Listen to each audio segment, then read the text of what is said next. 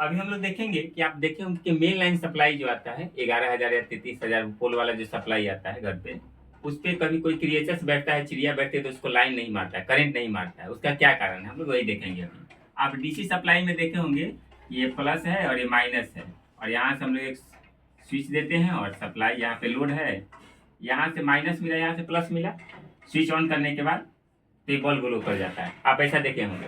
तो इस बॉल को ग्लो करने के लिए दोनों जरूरी है, ये प्लस और माइनस दोनों जरूरी है, तभी ये बॉल ग्लो करेगा, अदरवाइज नहीं करेगा। उसी तरह से जब एसी सप्लाई की बात करी तो डीसी की बात हुई, एसी सप्लाई की बात करें तो दो वायर होता है ना, एक फेज होता है और एक न्यूट्रल होता है, और उसी यहाँ पे जो प्लस और माइनस है उसी की जगह पर वहां पे हम लोग फेज और न्यूट्रल यूज करते हैं। यही प्लस माइनस, ये प्लस हो गया एक तरह से ही माइनस हो गया।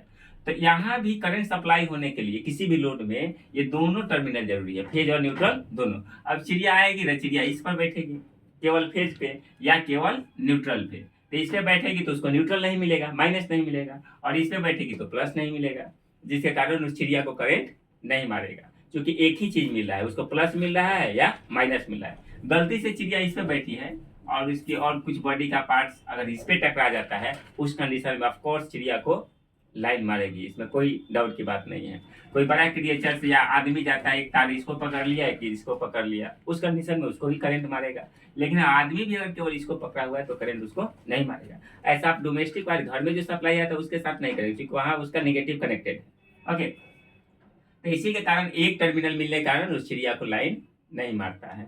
और हम लोग कभी कभी बोलते हैं कि वो चिड़िया के पैर में ब्लड नहीं होता, ऐसा कुछ नहीं है, ब्लड सब है। और यहाँ की मेन कारण यही है कि उसको दोनों टर्मिनल नहीं मिल पाता है। जिस तरह से यहाँ दोनों जरूरी है उसी तरह से यहाँ भी दोनों जरूरी है। Thank you, thank you.